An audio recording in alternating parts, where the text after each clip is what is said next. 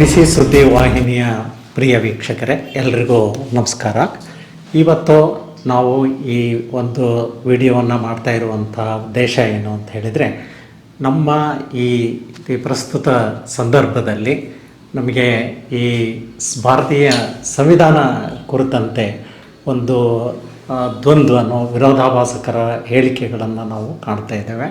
ಒಂದು ಗುಂಪು ಏನು ಹೇಳ್ತಾ ಇದೆ, ಸಂವಿಧಾನ ಆಗಿ 75 ವರ್ಷ ಆಗಿದೆ, ಕೆಲವು ಬಹಳಷ್ಟು ಬದಲಾವಣೆಗಳಾಗಿದೆ, ಆ ಬದಲಾವಣೆಗಳಿಗೆ ತಕ್ಕ ಹಾಗೆ ಹಿಂದಿನ ಈ 75 ವರ್ಷಗಳ ಅನುಭವದ ಒಳಗಡೆ ನಮಗೆ ಈ ಸಂವಿಧಾನದ ಅಂಶಗಳಲ್ಲೂ ಕೂಡ ಕೆಲವು ಬದಲಾವಣೆಗಳು ಬೇಕು ಅಂಥೇಳಿ ಹೇಳುವಂಥ ಒಂದು ಹೇಳಿಕೆಗಳು ಕಂಡು ಬರ್ತಾ ಇದ್ದಾವೆ.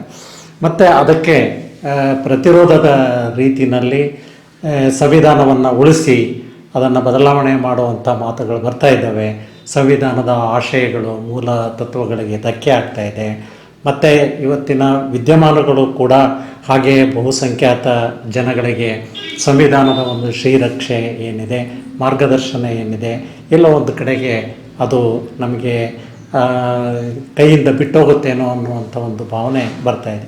ಈ ಹಿನ್ನೆಲೆಯಲ್ಲಿ ನಾವು ಒಂದು ಶೈಕ್ಷಣಿಕವಾಗಿ ಇದು ಯಾವ ಆಶಯಗಳನ್ನು ಸಂವಿಧಾನ ಆರಂಭದಲ್ಲಿ ಇಟ್ಕೊಂಡಿತ್ತು ಮತ್ತು ಈ 75 ವರ್ಷಗಳಲ್ಲಿ ಆಗಿರುವಂಥದ್ದೇನು, ನಿಜಕ್ಕೂ ಬದಲಾವಣೆಯ ಒಂದು ಧ್ವನಿ ಕಾಣ್ತಾ ಇದೆಯೇ?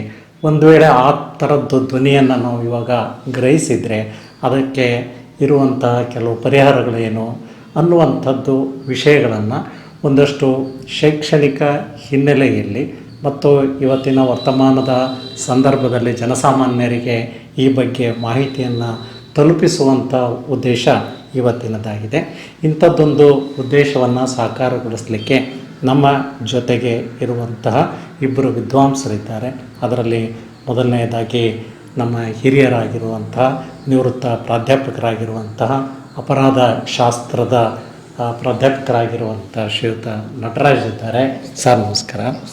ಹಾಗೆಯೇ ಸುಮಾರು 3 ದಶಕಗಳಿಂದ ಕಾನೂನು ಮಹಾವಿದ್ಯಾಲಯದಲ್ಲಿ ಪ್ರಾಧ್ಯಾಪಕರಾಗಿ ಹಲವು ವಿಶ್ವವಿದ್ಯಾನಿಲಯದ ಸಂಘಗಳಲ್ಲಿ ಪಾಲ್ಗೊಂಡು ಅಧ್ಯಯನ ನಿರತರಾಗಿರುವಂತಹ ಮತ್ತು ಈ ಸಂವಿಧಾನದ ವಿಷಯದ ಬಗ್ಗೆ ಅಧಿಕೃತವಾಗಿ ಒಂದಷ್ಟು ಮಾಹಿತಿಯನ್ನು ಇರುವಂತಹ ನಮ್ಮ ಡಾಕ್ಟರ್ ಎನ್ ಡಿ ಗೌಡ ಅವರು ನಮ್ಮ ಜೊತೆಗಿದ್ದಾರೆ. ಸರ್ ನಮಸ್ಕಾರ. ಸರ್, ಈಗ ನಾವು ಏನು ವರ್ತಮಾನದಲ್ಲಿ ನಾವು ಕಾಣ್ತಾ ಇದ್ದೇವೆ, ಮಾಧ್ಯಮಗಳಲ್ಲಿ ಮತ್ತು ಬೇರೆ ಬೇರೆ ಸಂಘಟನೆಗಳ ಹೇಳಿಕೆಗಳು ಎಲ್ಲೋ ಒಂದು ಕಡೆಗೆ ನಮ್ಮ ಜನಮಾನಸಕ್ಕೆ ದ್ವಂದ್ವಗಳನ್ನು ಹುಟ್ಟುಹಾಕುವಂಥದ್ದು, ಗೊಂದಲಗಳನ್ನು ಕೊಡುವಂಥದ್ದು ಬರ್ತಾ ಇದೆ ಅಂತ ಅನ್ನಿಸ್ತಾ ಇದೆ. ಆ ಒಂದು ಹಿನ್ನೆಲೆಯಲ್ಲಿ ಮುಖ್ಯವಾಗಿ 2 ಅಂಶಗಳು. ಒಂದು, ಸಂವಿಧಾನದ ನಮ್ಮ ಏನು ಪೀಠಿಕೆ ಇದೆ, ಪ್ರಿಯಾಂಬಲ್ ಇದೆ, ಆ ಪ್ರಿಯಾಂಬಲ್ನಲ್ಲಿ ಇರುವಂಥ 2 ಬಹುಮುಖ್ಯ ಅಂಶಗಳು. ಅದು 1975ರಲ್ಲಿ 42ನೇ ಸಂವಿಧಾನದ ತಿದ್ದುಪಡಿಗೆ ತಂದಂಥದ್ದು. ಅದು ಅಂತ ಹೇಳಿದರೆ ಒಂದು ಸೆಕ್ಯುಲರ್ ಜಾತ್ಯತೀತತೆ ಅನ್ನುವಂಥದ್ದು, ಇನ್ನೊಂದು ಸೋಷಿಯಲಿಸ್ಟಿಕ್ ಅನ್ನುವಂಥದ್ದು. ಈ 2 ಸಂವಿಧಾನ ರಚನೆಯ ಆರಂಭದ ಕಾಲದಲ್ಲಿ ಇರಲಿಲ್ಲ. ಹಾಗಾಗಿ ಅಂಬೇಡ್ಕರ್ಗೆ ಆ ರೀತಿಯಲ್ಲಿ ಒಲವಿರಲಿಲ್ಲ. ಅಂಬೇಡ್ಕರ್ ನಂತರದಲ್ಲಿ ಈಗ ಅಂದರೆ 1975ರಲ್ಲಿ ಅದೊಂದು ಹಿಂಬಾಗಿಲಿನಿಂದ ಈ ಒಂದು ಕ್ಲಾಸನ್ನು ಸೇರಿಸಲಾಯಿತು. ಹಾಗಾಗಿ ಅದು ಈಗ ಬೇಕಾಗಿಲ್ಲ ಅನ್ನುವಂಥದ್ದು ಒಂದು ಧ್ವನಿ ಇದೆ. ಆ ಹಿನ್ನೆಲೆಯಲ್ಲಿ ನಮ್ಮ ವೀಕ್ಷಕರುಗಳಿಗೆ ತಾವು ಒಂದಷ್ಟು ಮಾಹಿತಿಯನ್ನು ಕೊಡಬೇಕಾಗಿದೆ. ಯಾವುದು ಅಂತ ಹೇಳಿದರೆ, ನಿಜಕ್ಕೂ ಕೂಡ ಸಂವಿಧಾನವನ್ನು ರಚಿಸುವಂತಹ ಸಂದರ್ಭದಲ್ಲಿ ಈ 2 ಅಂಶಗಳ ಬಗೆಗಿನ ಮಾಹಿತಿಯನ್ನು ಅವತ್ತು ಸಂವಿಧಾನದ ಏನು ಡಿಬೇಟ್ ಅಂತ ಹೇಳ್ತೀವಲ್ಲ, ಆ ಚರ್ಚೆಯಲ್ಲಿ ಇದು ನಡೆದಿತ್ತ? ಹಾಗೇನಾದರೂ ಈ ಆಶಯಗಳನ್ನು ಇಟ್ಕೊಂಡಿದ್ದಿದ್ರೆ ಈ 2 ಶಬ್ದಗಳನ್ನು ಅವರು ಬಿಟ್ಟದ್ದಕ್ಕೆ? ಮತ್ತು ಇದನ್ನು 1975ರಲ್ಲಿ ಇದನ್ನು ಈ ಸಂವಿಧಾನದಲ್ಲಿ ಸೇರಿಸುವಂತಹ ವಿದ್ಯಮಾನಗಳು, ವಿಶೇಷವಾಗಿ ಕೇಶವಾನಂದ ಭಾರತಿ ಮತ್ತು ಕೇರಳ ರಾಜ್ಯದ ಏನೋ ಒಂದು ವರ್ಸಸ್ ಕೇರಳ ರಾಜ್ಯ ಇತ್ತಲ್ಲ, ಅಲ್ಲಿಂದ ಹಿಡಿದು ಇಲ್ಲಿವರೆಗೂ ಆಗಿರೋ ಒಂದಿಷ್ಟು ವಿದ್ಯಮಾನಗಳನ್ನು, ಮೈಲ್ ಸ್ಟೋನ್ಸ್ಗಳನ್ನು ನಮ್ಮ ವೀಕ್ಷಕರಿಗೆ ತಿಳಿಸ್ಕೊಡಿ ಅಂಥೇಳಿ ಕೇಳ್ಕೊಡ್ತೇನೆ. ಸರ್, ಒಳ್ಳೆಯ ಪ್ರಶ್ನೆಯನ್ನು ಕೇಳಿದ್ದೀರಾ. ಇಲ್ಲಿ ಮುಖ್ಯವಾದ ಅಂಶ ಏನು ಅಂತ ಹೇಳಿದ್ರೆ, ತಮಗೆಲ್ಲರಿಗೂ ಗೊತ್ತಿರುವಂತೆ ಏನು ಸಂವಿಧಾನವನ್ನು ರಚನೆ ಮಾಡಿದಂಥ ಒಂದು ಕರಡು ಸಮಿತಿಯಲ್ಲಿ ಏನು ಒಂದು ಮಹಾನ್ ವಿದ್ವಾಂಸರು ಇದ್ದರು. ನೀವು ಹೇಳಿದಂಥ 2 ಪದಗಳು ಏನಿದ್ದಾವೆ, ಒಂದು ಸಮಾಜವಾದಿ ಮತ್ತು ಜಾತ್ಯತೀತತೆ ಅನ್ನುವಂಥ ಒಂದು ಪದಗಳನ್ನು ಯಾಕೆ ಆ ಸಂದರ್ಭದಲ್ಲಿ ಇಟ್ಟಿಲ್ಲ ಅನ್ನೋ ಒಂದು ಉದ್ದೇಶವನ್ನು ನಾವು ನೋಡೋದಾದರೆ, ಅಲ್ಲಿ ಇಂಡೈರೆಕ್ಟಾಗಿ ನಾವು ನೋಡೋದಾದರೆ ಅಲ್ಲಿ ಆ ಒಂದು ಸಂವಿಧಾನದ ಮೂಲ ಆಶಯದಂತೆ ಏನು ಒಂದು ಪೀಠಿಕೆ ಇದೆ, ಮೂಲ ಪ್ರಿಯಾಂಬಲ್ ಅಂತ ನಾವೇನು ಕರಿತೀವೋ ಅದರಲ್ಲಿ ತಿಳಿಸಿದಂತೆ ನಮ್ಮ ಭಾರತ ಒಂದು ರಾಜ್ಯಗಳ ಒಕ್ಕೂಟ ಆಗಿರೋದ್ರಿಂದ ಮತ್ತು ಆ ಒಕ್ಕೂಟ ವ್ಯವಸ್ಥೆಯಲ್ಲಿ ಸರ್ವಧರ್ಮ ಅನ್ನುವಂಥ ಒಂದು ಪದವೂ ಸಹ, ಸಾರ್ವಭೌಮ ಸರ್ವಧರ್ಮ ಅನ್ನುವಂಥ ಒಂದು ಪದವನ್ನು ಸಹ ಆ ಪೀಠಿಕೆಯಲ್ಲಿ ಅವರು ಕೊಟ್ಟಿರೋದ್ರಿಂದ ಅಲ್ಲಿ ಯಾವುದೇ ಅಂಶಗಳನ್ನು ಅಲ್ಲಿ ಎಲ್ಲರನ್ನು ಸಮಾನವಾಗಿ ನೋಡಬೇಕು ಅನ್ನುವಂಥ ಅಂಶವನ್ನು ಇಟ್ಕೊಂಡು ಅಲ್ಲಿ ಪ್ರಿಯಾಂಬಲನ್ನು ನಾವು ಮಾಡಿಕೊಂಡಿದ್ದಾರೆ. ಆ ಸಂದರ್ಭದಲ್ಲಿ ಅಲ್ಲಿ ಇಡಬೇಕಂತ ಇಂಡೈರೆಕ್ಟಾಗಿ ಯಾಕೆ ನಾವು ಇವತ್ತು ಅದನ್ನು ನೋಡಬೇಕು, ಅವೆರಡು ಪದಗಳನ್ನು ಯಾಕೆ 42ನೇ ತಿದ್ದುಪಡಿಯಲ್ಲಿ 1976ರಲ್ಲಿ ಏನು ನಮ್ಮ ಆಗಿನ ಪ್ರಧಾನಮಂತ್ರಿಗಳಾದಂಥ ಶ್ರೀಮತಿ ಇಂದಿರಾ ಗಾಂಧಿ ಅವರು ಎಮರ್ಜೆನ್ಸಿ ಪೀರಿಯಡಲ್ಲಿ ಆ 2 ಪದಗಳನ್ನು ಏನು ನಮ್ಮ ಸಂವಿಧಾನದಲ್ಲಿ ಇಡಬೇಕು ಅನ್ನುವಂಥ ಒಂದು ಪ್ರಶ್ನೆ ಬಂದಂಥ ಸಂದರ್ಭದಲ್ಲಿ ಯಾಕೆ ಅಂತ ಹೇಳಿದ್ರೆ, ಇಲ್ಲಿ ನಾವು ಸಮಾನತೆ ಹಲವಾರು ಮೊಕದ್ದಮೆಗಳಲ್ಲಿ ನಾವು ಯಾವುದೇ ತಿದ್ದುಪಡಿಯನ್ನು ಮಾಡಬಹುದಾ ಅನ್ನುವಂಥ ಪ್ರಶ್ನೆ ಉದ್ಭವ ಆಯಿತು. ಇಂಡ್ರೆ ಬೇರೆ ಬೇರೆ ಕೇಸಲ್ಲಿ ಮೊದಲೇ ಬಾರಿಗೆ ನಾವು ನೋಡೋದಾದರೆ ಅಲ್ಲಿ ಏನು ಸಂವಿಧಾನದ ಒಂದು ಪೀಠಿಕೆ ಏನಿದೆ, ಪ್ರಸ್ತಾವನೆ, it is not an part of the Indian constitution ಅನ್ನೋಂಥ ನಿಟ್ಟಿನಲ್ಲಿ ಅವತ್ತು ತೀರ್ಮಾನ ಕೊಡ್ತು. ಎಲ್ಲಿ? ಇಂಡ್ರೆ ಬೇರೆ ಬೇರೆ ಕೇಸಲ್ಲಿ. ಆ ನಂತರ ನಾನು ನೋಡಿದಂಥ ವರ್ಷದಲ್ಲಿ ಅದು 1956ರಲ್ಲಿ ಅಲ್ಲಿ ಇದಕ್ಕೆ ಸಂಬಂಧಪಟ್ಟಂತೆ ಅಲ್ಲಿ ಇಂಡ್ರೆ ಬೇರೆ ಬೇರೆ ಕೇಸಲ್ಲಿ it is not A part of the constitution ಅನ್ನೋಂಥ ಒಂದು ತೀರ್ಮಾನವನ್ನು ಕೊಡ್ತು ಅಲ್ಲಿ. ಯಾಕೆ ಅಂತ ಹೇಳಿದ್ರೆ ಅದು ಮೂಲತಃವಾಗಿ ಅವತ್ತು ಏನು ನಮ್ಮ ದೇಶದ ಪ್ರಧಾನ ಜವಾಹರ್ಲಾಲ್ ನೆಹರು ಮತ್ತು ಪಾಕಿಸ್ತಾನದ ಒಂದು ಪ್ರಧಾನಿಗಳು ಈ ಇಂಡ್ರೆ ಬೇರೆ ಬೇರೆ ಪ್ರದೇಶವನ್ನು ಬಿಟ್ಕೊಡ್ಬೇಕು ಅನ್ನುವಂಥ ಒಂದು ಸಮಸ್ಯೆ ಉದ್ಭವ ಆದಂಥ ಸಂದರ್ಭದಲ್ಲಿ ಅಲ್ಲಿ ಆ ಪ್ರಶ್ನೆ ಬಂದಾಗ ಸಂವಿಧಾನವನ್ನು ತಿದ್ದುಪಡಿ ಮಾಡ್ಬೋದಾ, ಅದರ ಭಾಗನ ಅನ್ನುವಂಥ ಪ್ರಶ್ನೆಗಳು ಬಂದಾದಲ್ಲಿ ಅದು ಬಿಟ್ಕೊಡ್ತು. ಅದನ್ನ ಎಕ್ಸಿಕ್ಯೂಷನ್ ಅದ್ರ ನಂತರ ಅದು ಬೇರೆ ಪ್ರಶ್ನೆ. ಅಲ್ಲಿ ಅದು ಒಂದು ಭಾಗ ಅಲ್ಲ ಪ್ರಿಯಾಂಬಲ್ ಅನ್ನುವಂಥ ಒಂದು ಪ್ರಶ್ನೆಯಲ್ಲಿ ತೀರ್ಮಾನ ಆಯಿತು. ಆದರೆ ಕೇಶವಾನಂದ ಭಾರತಿ ಮೊಕದ್ದಮೆಯನ್ನು ನಾವು ನೋಡಿದಂಥ ಸಂದರ್ಭದಲ್ಲಿ ಮಹತ್ತರವಾದ ತೀರ್ಪು ಅವತ್ತು 13 ಜನ ನ್ಯಾಯಮೂರ್ತಿಗಳನ್ನು ಒಳಗೊಂಡಂಥ ಒಂದು ಪೀಠದಲ್ಲಿ ಬಹಳ ಮಹತ್ತರವಾದಂಥ ಒಂದು ತೀರ್ಪನ್ನು 3000 ಪುಟಗಳನ್ನು ಒಳಗೊಂಡಿರುವಂಥ ಒಂದು ಮಹತ್ತರ ತೀರ್ಪನ್ನು ಅವತ್ತು ಏನು 13 ಜನ ಒಂದು ತಂಡ ಏನಿತ್ತು, ನ್ಯಾಯಮೂರ್ತಿಗಳು ಏನಿದ್ರು 11:2 ರೀತಿಯಲ್ಲಿ ಅದು it is A part of the Indian constitution ಅಂತ ಒಂದು ಮಹತ್ತರ ತೀರ್ಪನ್ನು ಕೊಡ್ತು. ಯಾವುದೇ ತಿದ್ದುಪಡಿಗಳನ್ನು ತರಬೇಕು ಅಂತ ಹೇಳಿದ್ರೆ ಮೂಲ ಆಶಯಗಳು ಏನಿದಾವೋ ಅವುಗಳನ್ನು ತಿದ್ದುಪಡಿ ಅದಕ್ಕೆ ಆಶಯಗಳಿಗೆ ಧಕ್ಕೆ ಆಗದಂತೆ ಮಾಡಬೇಕು. ಯಾಕಂದ್ರೆ preamble is also A part of the constitution ಅಂತ ಹೇಳಿದ್ರು. ಅದನ್ನೇ ಬೇಸಿಕ್ ಫ್ರೇಮ್ ಆಫ್ ಕಾನ್ಸ್ಟಿಟ್ಯೂಷನ್ ಅಂತ ಹೇಳಿದ್ರು. ಯಾಕೆ ಅಂತ ಹೇಳಿದ್ರೆ ನೀವು ಹೇಳ್ದಂಗೆ ಈ ಜಾತ್ಯತೀತದ ಸಮಾಜವಾದಿ ಅನ್ನುವಂಥ ಒಂದು ಪದ ಏನಿತ್ತು, it is already in the constitution. ಬಹಳ ಪ್ರಮುಖವಾಗಿ ಅಲ್ಲಿ ಹೇಳಿದ್ದಾರೆ. ಯಾಕೆ ಹೇಳ್ತಾರೆ ಅಂದ್ರೆ ಈ ಸ್ವಾತಂತ್ರ್ಯ, ಸಮಾನತೆ, ನ್ಯಾಯ, ಭ್ರಾತೃತ್ವ ಅನ್ನುವಂಥದ್ದೇ ಇದನ್ನು ಧ್ವನಿಸ್ತಾ ಇತ್ತು. ಅದನ್ನ ಯಾಕೆ ಅಂತ ಹೇಳಿದ್ರೆ ಇತರೆ ಅನುಚ್ಛೇದಗಳಲ್ಲಿ ಉದಾಹರಣೆಗೆ ನಾವು ನೋಡೋದಾದ್ರೆ 25ರಿಂದ ಅನುಚ್ಛೇದ 25ರಿಂದ 28ರಲ್ಲಿ ರಿಲಿಜಿಯಸ್ ಫ್ರೀಡಮ್ ಕೊಟ್ಟಿದ್ದಾರೆ. ಯಾವುದೇ ರೀತಿಯಲ್ಲಿ ಧಾರ್ಮಿಕ ಸ್ವಾತಂತ್ರ್ಯವನ್ನ ಕೊಟ್ಟಿದ್ದಾರೆ. ಅಲ್ಲಿ ಕೊಟ್ಟಿದ್ದಾರೆ ಅಂದ್ರೆ ಸರ್ವ ಧರ್ಮಕ್ಕೂ ಅಂತ ಅಂದಾಗ ಅಲ್ಲಿ ಜಾತ್ಯತೀತತೆ ಅನ್ನುವಂಥ ಪದ ಇಡಬೇಕು ಅಂತ ಅಲ್ಲಿ ಇರಲಿಲ್ಲ. ಯಾಕಂದ್ರೆ ಇಂಡೈರೆಕ್ಟ್ ಆಗಿ ಅಲ್ಲೇ ಇಟ್ಟುಬಿಟ್ಟಿದ್ದಾರೆ ಅಲ್ಲಿ. ಅದನ್ನ ಪರ್ಟಿಕ್ಯುಲರ್ ಆಗಿ ಇಡಬೇಕು ಅನ್ನುವಂಥ ಪ್ರಮೇಯ. ಯಾಕಂದ್ರೆ ಎಲ್ಲರನ್ನ ಸಮಾನವಾಗಿ ನೋಡ್ಬೇಕು, ಸರ್ವ ಧರ್ಮೀಯರು ಅನ್ನುವಂಥ ಅಲ್ಲಿ ಪದ ಬಂದ ಶಬ್ದಗಳ ಪ್ರಯೋಗ ಇಲ್ಲದೆ ಇದ್ರೂ ಕೂಡ ಸಂಪೂರ್ಣ ಆಶಯಗಳನ್ನ ಅನುಚ್ಛೇದಗಳಲ್ಲಿ ಕೊಟ್ಟುಬಿಟ್ಟಿದ್ದಾರೆ. ಈಗಾಗಲೇ 25ರಿಂದ 28ರಿಗೆ ಏನು ಧಾರ್ಮಿಕ ಸ್ವಾತಂತ್ರ್ಯಗಳನ್ನ ಕೊಟ್ಟರು, ಅಲ್ಲಿ ಇಡಬೇಕಾದಂಥ ಸಂದರ್ಭ ಅದನ್ನ ಕೊಟ್ಟರು. ಆದರೆ ಯಾವಾಗ ಈ ತಿದ್ದುಪಡಿಯನ್ನ ಮಾಡಬೇಕು ಅನ್ನುವಂಥ ಪ್ರಶ್ನೆ ಉದ್ಭವ ಆದಂಥ ಸಂದರ್ಭದಲ್ಲಿ 42ನೇ ಒಂದು ತಿದ್ದುಪಡಿಯಲ್ಲಿ 1976ರಲ್ಲಿ ಎಮರ್ಜೆನ್ಸಿ ಪೀರಿಯಡ್ ಅಲ್ಲಿ ಈ 2 ಪದಗಳನ್ನ ಅಲ್ಲಿ ಸೇರಿಸಲಾಯಿತು. ಈಗಾಗಲೇ ಅದು ಸಂವಿಧಾನದಲ್ಲಿ ಇದ್ದುವಂತ ಅವ್ರ ಮೂಲತಃ ಆಶಯಗಳನ್ನ ಅಲ್ಲೇ ಕೊಟ್ಟುಬಿಟ್ಟಿದ್ರು. ಅವುಗಳನ್ನ ಇಂಡೈರೆಕ್ಟ್ ಆದರೂ ಸಹ ಇವುಗಳನ್ನ ಎಲ್ಲರಿಗೂ ಅದು ಮನದಟ್ಟಾಗ್ಲಿ, ಇದು ನಾವು ನೇರವಾಗಿ ಆ ಪದಗಳು ಬರಲಿ ಅನ್ನುವ ಉದ್ದೇಶದಿಂದ ಅದನ್ನ ಅಲ್ಲಿ ತಂದ್ರೆ ಹೊರತು ಅದು ರಾಜಕೀಯ ಕಾರಣಕ್ಕಾಗಿ ಇರ್ಬೋದು ಮಾಡಿರ್ಬೋದು ಹೇಳಿದ್ರು ಕೂಡ ಅದಕ್ಕೆ ಒಂದು ಪೂರಕವಾಗಿ ಇದ್ದದ್ದು ಅಂದ್ರೆ ಕೇಶವಾನಂದ ಭಾರತಿ ಮಾಡ್ಬೇಕಿತ್ತು. ನಂತರ ಅದನ್ನ ಅದು ಬೊಮ್ಮಾಯಿ ಮೊಕದ್ದಮೆಯಲ್ಲೂ ಸಹ, ಬೊಮ್ಮಾಯಿ ಕೇಸಲ್ಲೂ ಸಹ, Bommai versus union of India ಅದರಲ್ಲೂ ಸಹ ಹೇಳ್ತಾರೆ ಯಾವುದೇ ರೀತಿಯಲ್ಲಿ ನಾವು ಸಂವಿಧಾನವನ್ನ ತಿದ್ದುಪಡಿ ಮಾಡಬೇಕು ಅಂತ ಹೇಳಿದ್ರೆ ಯಾವುದೇ ರಾಷ್ಟ್ರಪತಿಗಳಿಂದ ಮೂಲಕ ನೇಮಕ, ಸಂಸತ್ತಿನ ಒಂದು ಯಾವುದೇ ಒಂದು ಮಂಡಿಸೋದ್ರ ಮೂಲಕ ಅಲ್ಲಿ ಯಾವುದೇ ತಿದ್ದುಪಡಿಗಳನ್ನ ಮಾಡಬಹುದು ಅನ್ನುವಂತ ನಿಟ್ಟಿನಲ್ಲೂ ಸಹ ತೀರ್ಮಾನಗಳನ್ನ ಕೊಡಲಾಗಿದೆ ಇದಕ್ಕೆ ಸಂಬಂಧಪಟ್ಟಂತೆ. ಸರ್, ಈಗ ನಮಗೆ ಸಂವಿಧಾನದಲ್ಲಿ ಈ 2 ಅಂಶಗಳು ಇದ್ದು, ಮತ್ತೆ ಸಂವಿಧಾನದ ಎಲ್ಲ ನಮ್ಮ ಆರ್ಟಿಕಲ್ಗಳೇನಿದೆ ಆರ್ಟಿಕಲ್ಗಳಲ್ಲಿ ಬಹುತೇಕ ಈ 2 ಶಬ್ದಗಳ ಆಶಯ ಒಂದು ಧರ್ಮ ಮತ್ತು ಒಂದು ಸಮಾನತೆಗೆ ಸಂಬಂಧಪಟ್ಟದ್ದು. ಅದು ಸಾಮಾಜಿಕ ಸಮಾನತೆ ಮತ್ತು ಆರ್ಥಿಕ ಸಮಾನತೆ ಎಲ್ಲವುಗಳು ಕೂಡ ಇವೆಲ್ಲವೂ ಕೂಡ ಸಮಾಜವಾದಿ ಸಿದ್ಧಾಂತದ ಆಶಯಗಳನ್ನು ಹೊಂದಿರುವಂಥವುಗಳು ಮತ್ತು ಪ್ರಜಾಪ್ರಭುತ್ವದ ಆಶಯಗಳಿಗೆ ಪೂರಕವಾಗಿದ್ದಂಥವು. ಇದು ಇಲ್ಲಿವರೆಗೂ ಕೂಡ ನಡ್ಕೊಂಡು ಬಂತು, 75 ವರ್ಷಗಳಾಯಿತು. ಈ ಸಂದರ್ಭದಲ್ಲಿ ಈ ಸಂವಿಧಾನದ ಒಂದು ಆಶಯಗಳನ್ನು ಕೆಲವನ್ನ ಬದಲಾವಣೆ ಮಾಡ್ತೀವಿ ಅಂತ ಹೇಳಿ ಇವತ್ತು ಕೆಲವರು ಹೇಳ್ತಾರಲ್ಲ, ಪತ್ರಕರ್ತರಿದ್ದಾರೆ, ಅದರಲ್ಲಿ ರಾಜಕಾರಣಿಗಳಿದ್ದಾರೆ, ಆಮೇಲೆ ಪಾರ್ಲಿಮೆಂಟ್ ಮೆಂಬರ್ಸ್ಗಳಿದ್ದಾರೆ, ತುಂಬಾ ಇದೆ. ಈ ಬದಲಾವಣೆ ತರುತ್ತವೆ ಅನ್ನುವಂಥದ್ದು ನಮ್ಮ ಬಹಳಷ್ಟು ಜನಸಾಮಾನ್ಯರಲ್ಲಿ ಏನಾಗಿದೆ, ನಮಗೆ ಸಂವಿಧಾನದ ಒಂದು ಶ್ರೀರಕ್ಷೆ ಇತ್ತಲ್ಲ ಅದೆಲ್ಲಿ ಕಳಚಿ ಬಿಡುತ್ತೋ, ಬಹುಸಂಖ್ಯಾತ ಒಂದಷ್ಟು ನಿರ್ಲಕ್ಷ್ಯಕ್ಕೆ ಅಥವಾ ನಿರಾಕರಣೆಗೆ ಒಳಗಾಗಿರೋರಿಗೆ, ಬಡವರಿಗೆ, ನಿರುದ್ಯೋಗಿಗಳಿಗೆ ಇದರಿಂದ ತೊಂದರೆ ಆಗ್ಬೋದು ಅನ್ನೋ ಆತಂಕ ಇದೆ. ನಿಜಕ್ಕೂ ಕೂಡ ಯಾವ ಅಂಶಗಳನ್ನು ಬದಲಾವಣೆಗೆ ಹೋಗ್ತಾ ಇದೆ ಅನ್ನುವಂಥದ್ದು ಸ್ಪಷ್ಟ ಇಲ್ಲ. ಇದೊಂದು ಸುದ್ದಿ ಗೊಂದಲ ಆಗಿದೆ ಹೊರತು ಅಧಿಕೃತವಾಗಿ ಇದೆಲ್ಲೂ ಕೂಡ ಬಂದಿಲ್ಲ. ಆದರೂ ಕೂಡ ಆ ಸುದ್ದಿಯನ್ನು ನಾವು ಅಲ್ಲಗಳೆಯುವಂತನೂ ಕೂಡ ಇಲ್ಲ.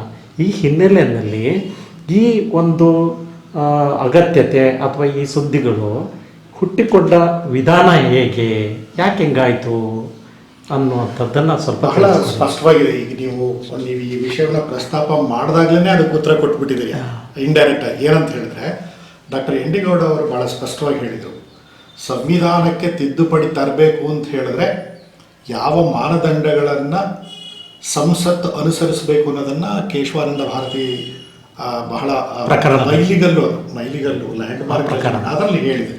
ಸಂವಿಧಾನ ಪೀಠ ಬಹಳ ಸ್ಪಷ್ಟವಾಗಿ ಪಡಿಸಿದೆ, ನೀವು ಏನೇ ತಿದ್ದುಪಡಿ ತರೋದಕ್ಕೆ ಸಂಸತ್ತಿಗೆ ಅಧಿಕಾರವನ್ನು ಸಂವಿಧಾನವೇ ಕೊಟ್ಟಿದೆ, ಆದರೆ ಮೂಲ ಆಶಯಗಳಿಗೆ ಪೆಟ್ಟುಕೊಡೋ ಹಾಗಿಲ್ಲ, ಬದಲಾಯಿಸೋ ಹಾಗಿಲ್ಲ. ಈ 2 ಪದಗಳನ್ನು ಜೋಡಿಸಿರುವಂಥ ಪ್ರಕರಣವನ್ನು ಅದರ ಹಿನ್ನೆಲೆಯಲ್ಲಿ ನಾವು ಉತ್ತರವನ್ನು ಕಂಡುಕೊಳ್ಬೋದು. ಹೇಗೆ ಅಂತ ಹೇಳಿದ್ರೆ, ಗೌಡ್ರು ಬಹಳ ಸ್ಪಷ್ಟವಾಗಿ ಹೇಳಿದರು. ಏನಂತ ಹೇಳಿದ್ರೆ, ಸಮಾಜವಾದ ಅನ್ನೋ ಪದ ಮತ್ತು ಈ ಇನ್ನೊಂದು ಪದವನ್ನು ಜಾತ್ಯ ಸೆಕ್ಯುಲರ್, ಇವೆರಡು ಪದವನ್ನ ಸೇರಿಸಿದ್ರು 1976 ಡಿಸೆಂಬರ್ 18ನೇ ತಾರೀಕು ಸೇರಿಸಿದ್ರು. ಇವೆರಡೇ ತಿದ್ದುಪಡಿಯನ್ನು ತಂದಿರಲಿಲ್ಲ. ಅವತ್ತು ಒಟ್ಟು 10 ಅಂಶಗಳನ್ನು ತಿದ್ದುಪಡಿ ಮಸೂದಿನಲ್ಲಿ ಅವತ್ತು ಸಂಸತ್ತು ಮಂಡಿಸಿದ್ರು. ಅಂದಿನ ಪ್ರಧಾನಿಗಳು ಅವರ ಹಿಡನ್ ಅಜೆಂಡಾ ಬೇರೆ ಇತ್ತು. ಇವೆರಡು ಮುಂದೆ ಫ್ರಂಟ್ ಲೈನ್ನಲ್ಲಿ ಇವೆರಡು ಪದಗಳನ್ನು ಇಟ್ಟಿದ್ದಾರೆ. ಅಂದರೆ ಇದಕ್ಕೆ ಯಾರ ವಿರೋಧವೂ ಇರೋದಿಲ್ಲ ಅನ್ನೋ ದೃಷ್ಟಿಯಿಂದ ಆ 2 ಪದವನ್ನು ಮುಂದಿಟ್ಕೊಂಡು ಅವರು ಕೆಲವು ಹಿಡನ್ ಅಜೆಂಡಾನ ಅಲ್ಲಿ ತಂದರು. ಅದರಲ್ಲಿ ಒಂದೆರಡು ಅಂಶವನ್ನು ಹೇಳೋದಾದರೆ, ಚುನಾಯಿತ ಪ್ರತಿನಿಧಿಗಳ ಪ್ರಕರಣವನ್ನು ನ್ಯಾಯಾಲಯದಲ್ಲಿ ಪ್ರಶ್ನಿಸೋ ಹಾಗಿಲ್ಲ ಅನ್ನೋ ಒಂದು ತಿದ್ದುಪಡಿನೂ ಅವತ್ತು ತಂದರು. ಮತ್ತು ರಾಷ್ಟ್ರಾಧ್ಯಕ್ಷರು ಮತ್ತು ಪ್ರಧಾನಮಂತ್ರಿಗಳ ಅಧಿಕಾರಾವಧಿಯನ್ನು 5 ವರ್ಷದಿಂದ 6 ವರ್ಷಕ್ಕೆ ಹಿಗ್ಗಿಸಿರೋದನ್ನು ಕೂಡ ಅದ್ರಲ್ಲಿ ತಂದರು. ಇವು ಒಳಗಡೆ ಮುಚ್ಚಿಟ್ಕೊಂಡು ತಂದಿರತಕ್ಕಂಥದ್ದು. ಮುಂದೆ ತಂದಿರೋವು ಇವೆರಡೇ ಪದ. ಸೊ ಈ ಜಾತ್ಯತೀತತೆ ಮತ್ತು ಸಮಾಜವಾದ ಪದವನ್ನು ತಂದಾಗ ಎಲ್ಲರೂ ಒಪ್ಕೊಂಡ್ಬಿಡ್ತಾರೆ, ಉಳಿದಿರೋದನ್ನು ಯಾರು ಗಮನಿಸಿಲ್ಲ ಅನ್ನೋ ಹುನ್ನಾರ ಅವಾಗಿತ್ತು. ಆದರೆ ಅದೇ ಸಂದರ್ಭದಲ್ಲಿ ಅದನ್ನು ಸುಪ್ರೀಂ ಕೋರ್ಟ್ಗೆ ಕೆಲವು ನ್ಯಾಯವಾದಿಗಳು ಪ್ರಶ್ನಿಸಿದಾಗ ಯಾವುದ್ಯಾವುದೋ ಅನ್ಕಾನ್ಸ್ಟಿಟ್ಯೂಷನಲ್ ಇದೆಯೋ, ಸಂವಿಧಾನ ಬಾಹಿರ ಯಾವುದಿದೆಯೋ ಅದನ್ನೆಲ್ಲ ರದ್ದು ಮಾಡಿತು. ಈ 2 ಪದಗಳನ್ನು ಹಾಗೆ ಉಳಿಸ್ಕೊಳ್ತು ಅಂದಿನ ಸುಪ್ರೀಂ ಕೋರ್ಟ್. ಅಂದರೆ ಈ 2 ಪದಗಳನ್ನು ಪದದ ರೂಪದಲ್ಲಿ ನೀವು ತಂದಿದ್ದೀರಿ, ಆದರೆ ಸಂವಿಧಾನ ರಚನಾ ಸಂದರ್ಭದಲ್ಲೇ ಡಾಕ್ಟರ್ ಬಾಬಾ ಸಾಹೇಬ್ ಅಂಬೇಡ್ಕರ್ ಅವರು ಇದರ ಆಶಯಗಳನ್ನು ಅಳವಡಿಸ್ಕೊಂಡಿದ್ದಾರೆ. ಆಲ್ರೆಡಿ ಇಂಡೈರೆಕ್ಟ್ ಆಗಿ ಅದನ್ನ ಅಳವಡಿಸ್ಕೊಂಡಿದ್ದಾರೆ. ಸಮಾಜವಾದದ- ಅದಕ್ಕೆ ಅದನ್ನ ತರಬೇಕಾದಂತ ಮುಂಚೂಣಿಗೆ ಅವನ ಪದಗಳನ್ನ ಇಡಬೇಕಾದಂತ ಅವಶ್ಯಕತೆನೇ ಉದ್ಭವವಾಗಿದೆ. ಆದ್ರೆ ಎಲ್ಲ ಕಡೆ ಎಕ್ಸ್ಪ್ಲಿಸಿಟ್ ಆಗಿ ಅದನ್ನ ಹೇಳೋಣ. ಸಾಮಾಜಿಕ ನ್ಯಾಯ ಪರಿಕಲ್ಪನೆ ಡಾಕ್ಟರ್ ಬಾಬಾ ಸಾಹೇಬ್ ಅಂಬೇಡ್ಕರ್ ಅವ್ರದ್ದು ಏನಿದೆ ಅದರಲ್ಲಿ ಸಮಾಜವಾದದ ಒಳ್ಳೆಯ ಅಂಶಗಳನ್ನು ಸೇರಿಸ್ಕೊಂಡಿದ್ದಾರೆ. ಆಯ್ತಾ, ಅದ್ರ ಜೊತೆಗೆ ಜಾತ್ಯತೀತತೆ ಅಥವಾ ಈ ಸೆಕ್ಯುಲರ್ ಪದವನ್ನು ಕೂಡ ಅವರು ಬಳಸ್ಕೊಂಡಿದ್ದಾರೆ. ನಮ್ಮ ಫಂಡಮೆಂಟಲ್ ರೈಟ್ಸ್ ಅಲ್ಲಿ ಇದೆ, ಫ್ರೀಡಮ್ ಆಫ್ ಸ್ಪೀಚ್ ಕೊಟ್ಟಿದ್ದಾರೆ, ಫ್ರೀಡಮ್ ಆಫ್ ರಿಲಿಜನ್ ಕೊಟ್ಟಿದ್ದಾರೆ, you can move anywhere, directive principles of state policy ಒಳಗಡೆ ಇದೆ. ಕೊಟ್ಟಿದ್ದಾಗ ಈ ಪದಗಳನ್ನ ಹೊಸದಾಗಿ ಇವರು ಆಗಿನ ಸರ್ಕಾರ ತಂದಿರೋ ಹುನ್ನಾರವನ್ನು ನಾವು ಅರ್ಥ ಮಾಡ್ಕೋಬೇಕು ಅಷ್ಟೇ. ಈಗಲಾದ ಈಗ ನೀವು ಕೇಳಿದ್ರಲ್ಲ, ಇದಕ್ಕೆ ಸಂವಿಧಾನವನ್ನ ಆಮೂಲಾಗ್ರವಾಗಿ ಬದಲಾವಣೆ ಮಾಡ್ತೀವಿ, ಸಂವಿಧಾನವನ್ನ ಬದಲಾವಣೆ ಮಾಡೋದಕ್ಕೋಸ್ಕರ ನಾವು ಚುನಾಯಿತರಾಗಿದ್ದೀವಿ ನಾವು ಒಂದು ಕೆಲವರು ತೋರಿಸಿ ನರೇಷನ್ಸ್ಗಳು ಬಿಲ್ಡಪ್ ಆಗ್ತಾ ಇದೆ. ಅದು ಏನೇ ಯಾವ ರಾಜಕಾರಣಿಗಳು ಯಾವುದೇ ರಾಜಕೀಯ ಪಕ್ಷದಲ್ಲಿ ಯಾವುದೇ ಸಂದರ್ಭದಲ್ಲಿ ಕಳೆದ 75 ವರ್ಷದಿಂದ ನಾವು ಈ ಥರದ ಡೊಂಬರಾಟಗಳನ್ನು ನೋಡ್ಕೊಂಡಿದ್ದೀವಿ.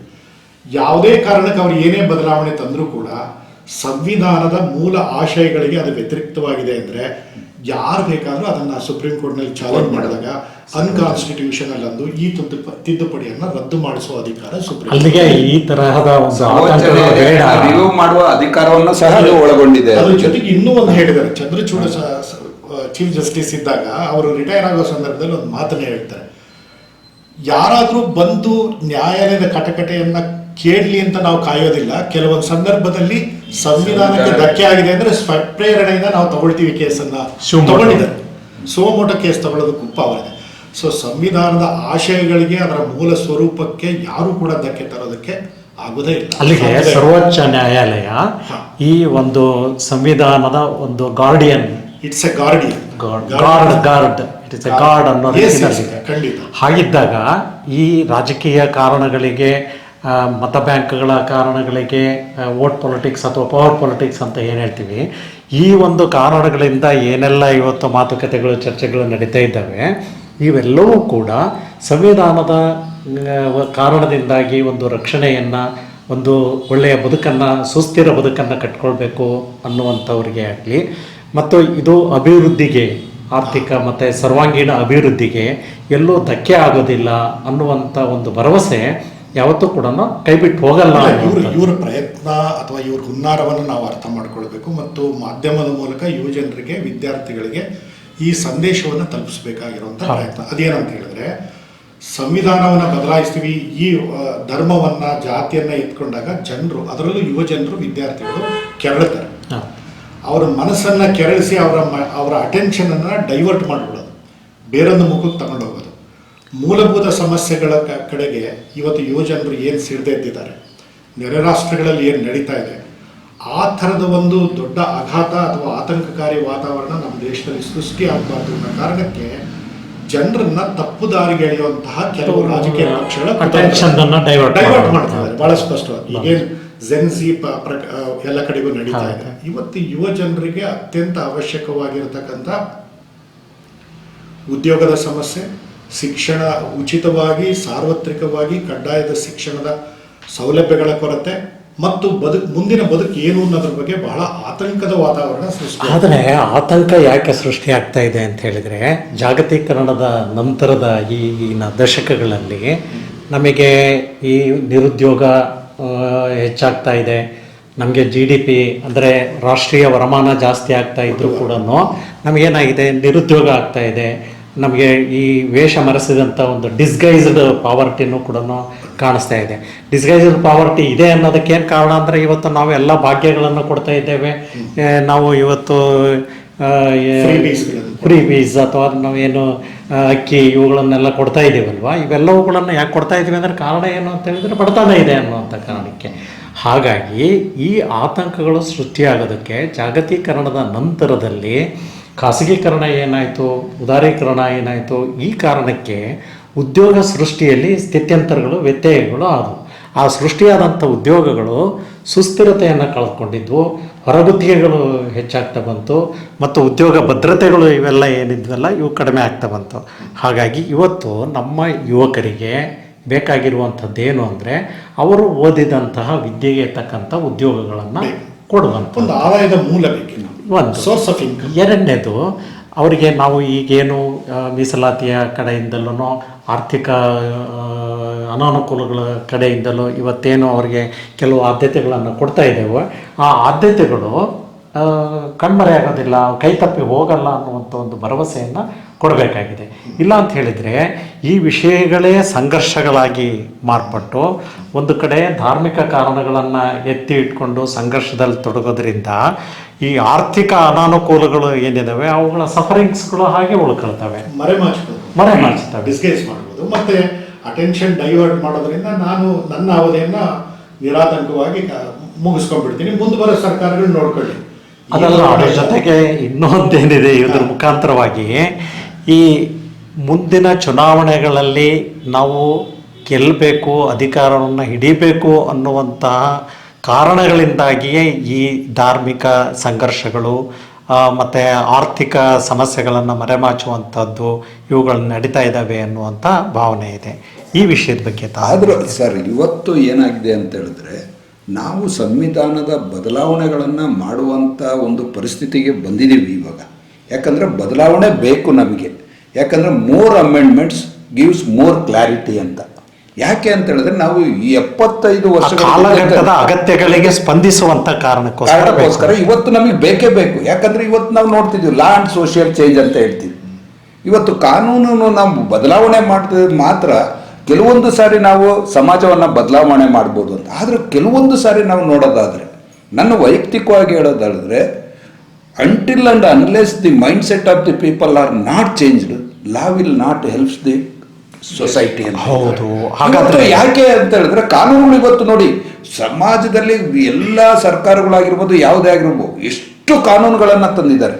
ಆದರೆ ಎಲ್ಲಿವರೆಗೆ ನಮ್ಮ ಮನಸ್ಥಿತಿಗಳು, ನಮ್ಮ ಸಮಾಜದಲ್ಲಿರುವ ಜನರ ಮನಸ್ಥಿತಿ ಬದಲಾವಣೆ ಆಗಲ್ವೋ ಕಾನೂನುಗಳು ಯಾವುದೇ ರೀತಿಯಲ್ಲಿ ಹೆಲ್ಪ್ ಮಾಡೋದಕ್ಕೆ ಸಾಧ್ಯ ಇಲ್ಲ. ಇವತ್ತು ಒಂದೇ ಒಂದು ವಿಚಾರ ನಿಮ್ಮ ದೃಷ್ಟಿನಲ್ಲಿ, ನೀವು ನಿಮ್ಮ ಒಂದು ವೀಕ್ಷಣೆಯಲ್ಲಿ, ಅಂಡರ್ಸ್ಟ್ಯಾಂಡಿಂಗಲ್ಲಿ ಸಂವಿಧಾನಕ್ಕೆ ಬದಲಾವಣೆಗಳು ಬೇಕು ಅಂತ ಹೇಳಿದರೆ ಯಾವ ಆಶಯದಲ್ಲಿ ಮತ್ತೆ ಯಾವ ಆಯಾಮಗಳಲ್ಲಿ? ನೋಡಿ ಸರ್, ಇವತ್ತು ಏನಾಗಿದೆ ಅಂತ ಹೇಳಿದ್ರೆ ಜನರ ಒಳತಿಗೋಸ್ಕರ ಇವತ್ತು ಸಂವಿಧಾನವನ್ನು ರಚನೆ ಮಾಡಿರೋದು. ಸಂವಿಧಾನದ ಪ್ರಕಾರ ನಾವು ಇವತ್ತು ಸಂವಿಧಾನವನ್ನು ನಾವು ಇಲ್ಲ ಅಂತ ಹೇಳಿದ್ರೆ ಇವತ್ತು ಯಾವುದೇ ಕಾನೂನುಗಳನ್ನು ಮಾಡಬೇಕಂದ್ರೆ ಅದ್ರ ಚೌಕಟ್ಟಿನೊಳಗೆ ಮಾಡಬೇಕು. ಆ ಚೌಕಟ್ಟಿನೊಳಗೆ ನಾವು ತರಬೇಕು ಅಂತ ಹೇಳಿದಾಗ ಕೆಲವೊಂದು ಬದಲಾವಣೆಗಳು, ಇವಾಗ ಉದಾಹರಣೆಗೆ ನನ್ನ ಪ್ರಕಾರ ಯಾಕೆ ಶಿಕ್ಷಣವನ್ನು, ಆಮೇಲೆ ಈ ಒಂದು ರಾಷ್ಟ್ರೀಕರಣ ಮಾಡಬಾರ್ದು, ಅದೇ ರೀತಿಯಲ್ಲಿ ಇವಾಗ ಅದೇ ನಾವು ನಮ್ಮ ವೈದ್ಯಕೀಯ ವ್ಯವಸ್ಥೆಯನ್ನು ಯಾಕೆ ರಾಷ್ಟ್ರೀಕರಣ ಮಾಡಬಾರ್ದು? ಈ ಅಂಶಗಳನ್ನು ನಾವು ಇವತ್ತು ಎಲ್ಲಿಗೆ ಹೋಗ್ತಿದ್ವಿ? ನಾವು ಪ್ರೈವೇಟೈಸೇಷನ್ ಕಡೆ ಹೋಗ್ತಿದ್ವಿ. ನ್ಯಾಷನಲೈಸೇಷನ್ ಮಾಡ್ಬೇಕಂದ್ರೆ ನಾವು ಇವಾಗ ಶಿಕ್ಷಣವನ್ನು ರಾಷ್ಟ್ರೀಕರಣ ಮಾಡಬೇಕು, ಮತ್ತೆ ಯಾವುದೇ ರೀತಿ ಆರೋಗ್ಯ ವಿಚಾರಕ್ಕೆ ಸಂಬಂಧಪಟ್ಟ ಸಮಸ್ಯೆ ಬಂದಿರೋದೇ ಇಲ್ಲಿ ಏನಾಗಿದೆ, ಇದುವರೆಗೂ ಕೂಡ ಬರೀ ನಾವು ಪ್ರೈವೇಟೈಸೇಷನ್ ಅಂತ ಹೋಗ್ತಿದ್ವಲ್ಲ, ಇವಾಗ ಸರ್ಕಾರ, ವಿಶೇಷವಾಗಿ ಒಕ್ಕೂಟ ಸರ್ಕಾರ ಅತಿ ಹೆಚ್ಚಿನ ಖಾಸಗೀಕರಣದಕ್ಕೆ ಮುಂದಾಗ್ತಾ ಇದೆ. ಅದನ್ನು ಭಾಳ ಸ್ಪಷ್ಟವಾಗಿ ಅವರ ಮುಂಗಡ ಪತ್ರಗಳಲ್ಲಿ ಏನು ಹೇಳ್ತಾರೆ ಅಂದರೆ, ನಾವು ಸರ್ಕಾರ ಅನ್ನುವಂಥದ್ದು ಈ ಅಭಿವೃದ್ಧಿ ಕ್ಷೇತ್ರದಿಂದ ನಾವು ಹೊರಗಡೆ ಬರಬೇಕು. Doing are being business is not the business of the government. ಅಂದರೆ ಸರ್ಕಾರ ಅನ್ನುವಂಥದ್ದು ಆರ್ಥಿಕ ಕ್ಷೇತ್ರದಿಂದ ಹೊರಗೆ ಬರಬೇಕು. ಹೀಗೆ ಆರ್ಥಿಕ ಕ್ಷೇತ್ರದಿಂದ ಹೊರಬರಬೇಕು ಅನ್ನುವಂಥದ್ದು ಅತಿ ಹೆಚ್ಚಿನ ಖಾಸಗೀಕರಣ, ಅದು ನಮ್ಮ ಸಂವಿಧಾನದ ಈ 2 ಅಂಶಗಳಿದೆಯಲ್ಲ, ಅದರಲ್ಲಿ ಬಹಳ ಮುಖ್ಯವಾದಂಥ ಈ ಸೋಷಿಯಲಿಸ್ಟಿಕ್ ಅನ್ನುವಂಥದ್ದು ಇದೆಯಲ್ಲ, ಆ ಅಂಶಕ್ಕೆ ಧಕ್ಕೆ ತರುತ್ತೆ. ಅಂದರೆ ಉದ್ಯೋಗವನ್ನು ಕೊಡುವಂಥದ್ದು, ಉದ್ಯೋಗ ಖಾತ್ರಿಯನ್ನು ಕೊಡುವಂಥದ್ದು ಸರ್ಕಾರದ ಹೊಣೆಗಾರಿಕೆ ಅಲ್ಲ ಅಂತ ಬಂದಾಗ ಬಹಳಷ್ಟು ಜನ ಉದ್ಯೋಗಿಗಳಿಗೆ ಅಥವಾ ಉದ್ಯೋಗಿ ಆಕಾಂಕ್ಷಿಗಳಿಗೆ, ಜನಗಳಿಗೆ ಸಹಜವಾಗಿ ಆತಂಕ ಉಂಟಾಗುತ್ತೆ, ಬಹಳ ದೊಡ್ಡ ಪೆಟ್ಟು ಬೀಳುತ್ತೆ. ಹಾಗೆ ಸರ್ಕಾರಗಳು ತಮ್ಮ ಜವಾಬ್ದಾರಿಯಿಂದ ನುಂಚ್ಕೊಳ್ಳೋಕ್ಕಾಗೋದೇ ಇಲ್ಲ. ಈಗ ಬರ್ತಾ ಇರೋದೇ ಅದು. ಉದಾಹರಣೆಗೆ ಬಾಬಾ ಸಾಹೇಬರು ದೇಶದಲ್ಲಿ ಬದಲಾವಣೆ ಬರಬೇಕು ಅಂದಾಗ ಶಿಕ್ಷಣದ ಮೂಲಕ ಮಾತ್ರ ಸಾಧ್ಯ ಅಂತ ಹೇಳಿದ್ದಾರೆ. Only through the education. ಶಿಕ್ಷಣ ಅಂದ ತಕ್ಷಣವೇ ಅವರು ಅದನ್ನು ಬಹಳ ಸ್ಪೆಸಿಫಿಕ್ ಆಗಿ, ಬಹಳ ಸ್ಪಷ್ಟವಾಗಿ ಹೇಳಿದ್ದಾರೆ. ಸಾರ್ವತ್ರಿಕ ಶಿಕ್ಷಣ, ಕಡ್ಡಾಯ ಶಿಕ್ಷಣ, ಉಚಿತ ಶಿಕ್ಷಣ, ಫ್ರೀ ಎಜುಕೇಶನ್ ಹೇಳಿದ್ದಾರೆ. ನೀವು ಖಾಸಗೀಕರಣ ಮಾಡ್ತಾ ಹೋದಂಗೆಲ್ಲ ಏನಾಗುತ್ತೆ ಅಂದರೆ, ಬಂಡವಾಳಶಾಹಿ ಮನಸ್ಸುಗಳು, ಉದ್ದಿಮೆದಾರರು ಶಿಕ್ಷಣ ಕ್ಷೇತ್ರದಲ್ಲಿ ಬಂಡವಾಳವನ್ನು ಹಾಕ್ತಾರೆ, ಅದಕ್ಕೆ 4 ಪಟ್ಟು ಗಳಿಸ್ತಾರೆ. ಉದ್ದೇಶನೇ ಅದು ಅವ್ರ ಉದ್ದೇಶ. ಆದರೆ ಶಿಕ್ಷಣದ ಉದ್ದೇಶ ಆರೋಗ್ಯ ವಿಚಾರಕ್ಕೆ ಬಂದ್ರು ನೋಡಿ, ಇವತ್ತು ನಮ್ಮ ಗೌಡ್ರು ಒಳ್ಳೆ ಪಾಯಿಂಟನ್ನೇ ಎತ್ತಿದ್ರು. ವೈದ್ಯಕೀಯ ಸೇವೆ ಅಂತ ಇತ್ತು. ಆರೋಗ್ಯ ಮತ್ತು ಅಕ್ಷರ ಎಸ್, ಎರಡು ಕ್ಷೇತ್ರಗಳು. Medical was A service, education was A service. ಇವತ್ತು Business ಆಗಿದೆ. ಇಂಡಸ್ಟ್ರಿ. ಹೌದು, ಇದು ಸರ್ವಿಸ್ ಅನ್ನೋದು sector, service sector, health sector, education sector ಎರಡೂ ಕೂಡ ಕಮರ್ಷಿಯಲೈಸ್ ಆಗ್ತಾ ಇದೆ. ಆದಾಗ ಏನಾಗುತ್ತೆ ಅಂದ್ರೆ ಶ್ರೀ ಸಾಮಾನ್ಯನಿಗೆ ಬದುಕು ಬಹಳ ದುಸ್ತರವಾಗುತ್ತೆ. ಹಾಗೆ. ಸರ್, ಈಗ ನನಗೆ ಆರೋಗ್ಯ ಕಾಪಾಡ್ಕೊಳ್ಳೋದು ಗೊತ್ತಿದೆ, ನಾನು ಏನೋ ಇನ್ಶೂರೆನ್ಸ್ ಪಾಲಿಸಿಗಳು ತಗೊಳ್ತೀನಿ, ಹೆಲ್ತ್ ಪಾಲಿಸಿಗಳು ತಗೊಳ್ತೀನಿ, ನನ್ನ ಕಾರ್ನಲ್ಲಿ ಯಾವುದೇ ಹಾಸ್ಪಿಟ್ಲಿಗೆ ಅಡ್ಮಿಟ್ ಆಗ್ತೀನಿ, ಕಾರ್ಪೊರೇಟ್ ಸೆಕ್ಟರ್ಗಳು ಬೆಳೆಯುತ್ತೆ, ಅಂದ್ರೆ ಕಂಪ್ನಿಗಳನ್ನ ಉದ್ಧಾರ ಮಾಡ್ತೀನಿ ನಾನು. ಶ್ರೀ ಸಾಮಾನ್ಯನಿಗೆ ಕಾರ್ಡ್ ಎಲ್ಲಿದೆ? ಹೌದು. ಅವನಿಗೆ ಇನ್ಶೂರೆನ್ಸ್ ಮಾಡೋಷ್ಟು ದುಡ್ಡಿದ್ರೆ ಅವನ ಆರೋಗ್ಯ ಯಾಕೆ ಕೆಡ್ತಾ ಇತ್ತು? ಅದ್ರ ಜೊತೆಗೆ ಸೊ ವೈದ್ಯಕೀಯ ಚಿಕಿತ್ಸೆ ಇದೆಯಲ್ಲ, ಜನರ ಆರೋಗ್ಯವನ್ನ ಕಾಪಾಡಬೇಕಾದ್ದು ಸರ್ಕಾರದ ಅತ್ಯಂತ ಜವಾಬ್ದಾರಿಯುತವಾದ ಕೆಲಸ.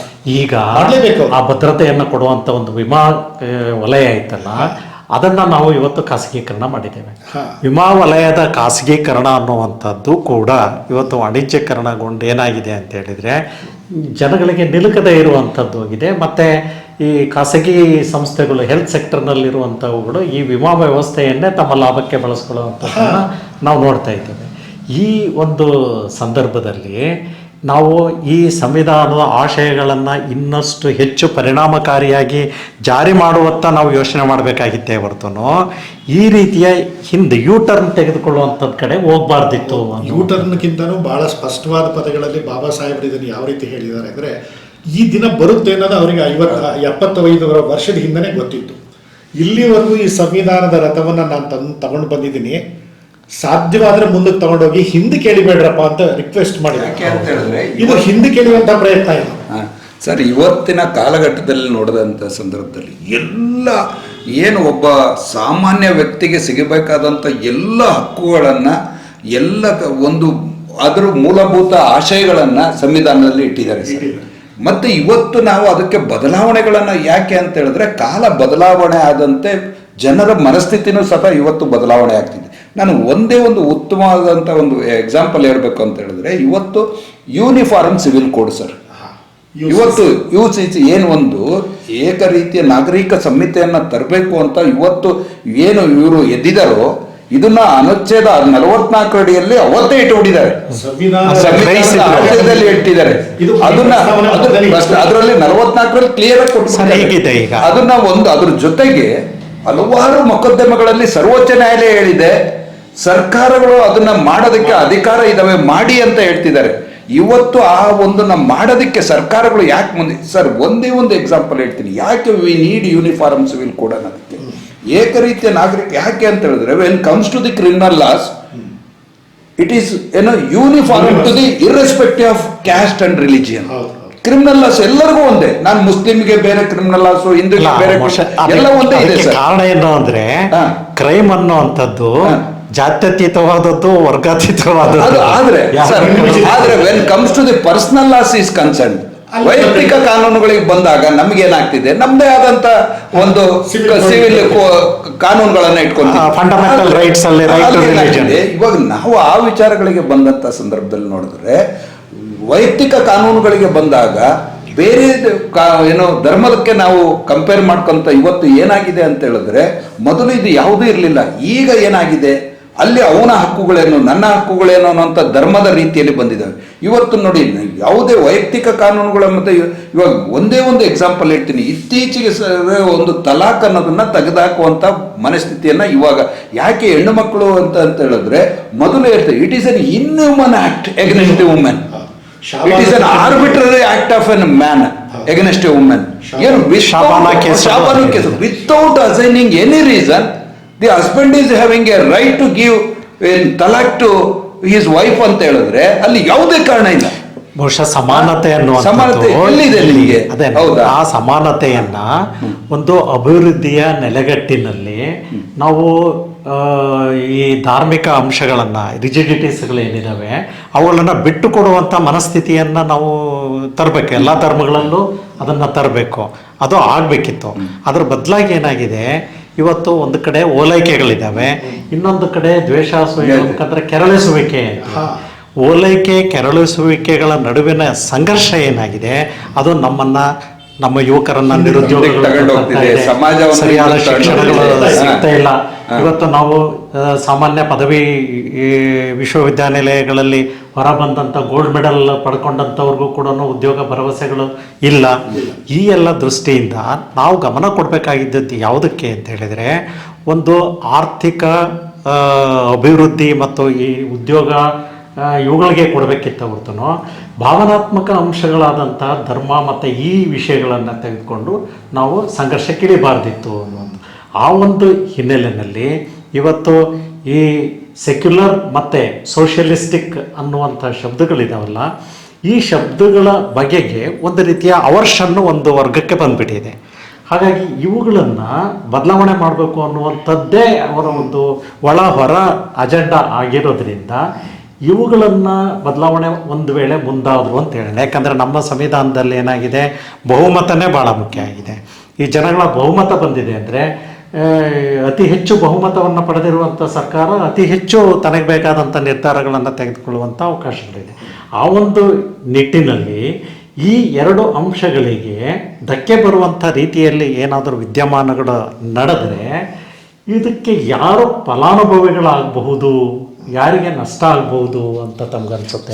ಶ್ರೀಸಾಮಾನ್ಯನಿಗೆ ಹೆಚ್ಚು ನಷ್ಟ ಆಗುತ್ತೆ. ನಮ್ಮ ನೆರೆ ರಾಷ್ಟ್ರದಿಂದ ನಾವು ಎಕ್ಸಾಂಪಲ್ಸನ್ನು ತಗೊಂಡು ನಾವು ಕಲಿಬೇಕು. ನೋಡಿ, ಈಗ America another largest democratic setup in the world, India ಬಿಟ್ಟರೆ, ಅವರಲ್ಲಿ ಇಷ್ಟೇ ಬಹುಮತ ಪಡೆದಿರ್ತಕ್ಕಂಥ ಡೊನಾಲ್ಡ್ ಟ್ರಂಪ್ ಅವರು ಬೇಕಾಬಿಟ್ಟಿ ಟ್ಯಾಕ್ಸಿನ ಹೆಸರಿನಲ್ಲಿ ಟ್ಯಾಕ್ಸ್ ಟೆರರಿಸಮನ್ನು ಶುರು ಮಾಡಿದಾಗ ಒಂದು ಸಣ್ಣ ಜಿಲ್ಲಾ ನ್ಯಾಯಾಲಯ ಅವನ ನಿರ್ಧಾರವನ್ನು ಹೊಡೆದಾಗ ಈ ಪವರ್ ನಮ್ಮಲ್ಲೂ ಕೂಡ ಇದೆ. ನಮ್ಮಲ್ಲಿರೋ ಸೆಷನ್ ಅದಕ್ಕೆ you need not go to the supreme court. Session ನ್ಯಾಯಾಲಯದಲ್ಲೇ ಚುನಾಯಿತ ಪ್ರತಿನಿಧಿಗಳ ನಿರ್ಧಾರವನ್ನ ಪ್ರಶ್ನಿಸೋ ಅಧಿಕಾರ ಶ್ರೀಸಾಮಾನ್ಯನಿಗೆ ಜಿಲ್ಲಾ ಮಟ್ಟದ ನ್ಯಾಯಾಲಯದಲ್ಲೇ ಇದೆ. ಅದಕ್ಕೋಸ್ಕರನೇ ನಮ್ಮ ಆಡಳಿತ ಸಂವಿಧಾನಾತ್ಮಕವಾಗಿರ್ಬೇಕೇ ಹೊರತು ಇನ್ಯಾವುದೇ ಬೇರೆ ಭಾಗದಲ್ಲಿ ಇರಬಾರ್ದು. ನನಗೆ ಬಹುಮತ ಇದೆ, ನಾನು ಏನ್ ಬೇಕಾದರೂ ಕಾನೂನನ್ನ ತಿದ್ದುಪಡಿ ಮಾಡ್ತೀನಿ, ಸಂವಿಧಾನವನ್ನೇ ಬದಲಾಯಿಸ್ತೀನಿ ಅನ್ನೋ ಧೋರಣೆ ನೆರೆ ರಾಷ್ಟ್ರದಿಂದ ನೋಡಿ ನಾವು ಕಲಿಬೇಕು. ಒಂದು ಸಣ್ಣ ಬಿಲ್ ಅನ್ನ ಮಸೂದೆಯನ್ನ ಮಂಡಿಸಕ್ಕಾಗ್ತಾ ಇಲ್ಲ ಅವರಿಗೆ, ಇಫ್ ಇಟ್ ಈಸ್ ಅನ್ಕಾನ್ಸ್ಟಿಟ್ಯೂಷನಲ್. ಆ ಧೈರ್ಯ, ಆ ಸಾಹಸ ನಮ್ಮಲ್ಲೂ ಬರಬೇಕು. ಬಹುಶಃ ನನಗನ್ಸುತ್ತೆ ಈ ಆತಂಕಗಳು ಯಾವುದು, ಈ ಸಂವಿಧಾನದ ಮೂಲ ಆಶಯಗಳನ್ನು ಬದಲಾಯಿಸುವಂಥ ಸಾಧ್ಯತೆಗಳ ಬಗೆಗಿನ ಆತಂಕಗಳು ಏನಿದ್ದಾವೆ, ಅದಕ್ಕೆ ಇತ್ತೀಚಿನ ನಮ್ಮ ನ್ಯಾಯಾಲಯದಿಂದ ಹೊರ ಬರ್ತಾ ಇರುವಂಥ ಕೆಲವು ತೀರ್ಪುಗಳು ಕೂಡ ಇಂಬು ಕೊಟ್ಟಿದ್ದಾವೆ ಅಥವಾ ಅದಕ್ಕೆ ಕಾರಣ ಆಗಿದ್ದಾವೆ ಅಂತೇಳಿ ಅನಿಸುತ್ತೆ ಕೆಲವು.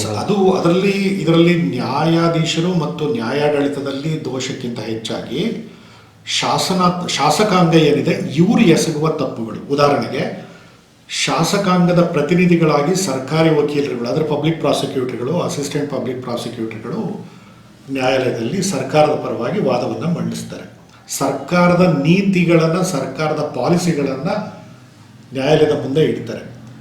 ಬಹುತೇಕ ಪ್ರಿಸೈಡಿಂಗ್ ಆಫೀಸರ್, ಜುಡಿಷಿಯಲ್ ಆಫೀಸರ್ಸ್ಗಳು ಡಿಫೆನ್ಸ್ ಕೌನ್ಸಿಲ್ಗಿಂತ ಹೆಚ್ಚಾಗಿ ಸ್ವಲ್ಪ ಒತ್ತನ್ನು ಪ್ರಾಸಿಕ್ಯೂಷನ್ ಪರವಾಗಿ ಕೊಡ್ತಾ ಇದ್ದಾರೆ. ಅಂಥ ಸಂದರ್ಭದಲ್ಲಿ ಏನಾಗುತ್ತೆ ಅಂದರೆ, ಸರ್ಕಾರದ ನೀತಿಗಳು ಯಾವುದು ಪ್ರೈವೇಟ್ ಸೆಕ್ಟಾರ್ ಕಡೆ ಇರೋದ್ರಿಂದ, ಕ್ಯಾಪಿಟಲಿಸ್ಟ್ ಓರಿಯೆಂಟೆಡ್ ಇರೋದ್ರಿಂದ ಕೆಲವು ತೀರ್ಮಾನಗಳು ಸಿವಿಲ್ ಕೇಸ್ನಲ್ಲಿ ಬಂದಿರೋ ಉದಾಹರಣೆಗಳು ಇದಾವೆ. ಇಲ್ಲಿ ಸಂಪೂರ್ಣವಾಗಿ ಸಿವಿಲ್ ಕೇಸ್ಗಳು. ಆದರೆ ಬೇರೆ ಪ್ರಕರಣದಲ್ಲಿ ನ್ಯಾಯಾಲಯಗಳು ಸೋತಿಲ್ಲ. ಶ್ರೀಸಾಮಾನ್ಯನ ಹಕ್ಕನ್ನು ಎತ್ತಿ ಹಿಡಿಯೋದರಲ್ಲೇ ನಿರತರಾಗಿದ್ದಾರೆ.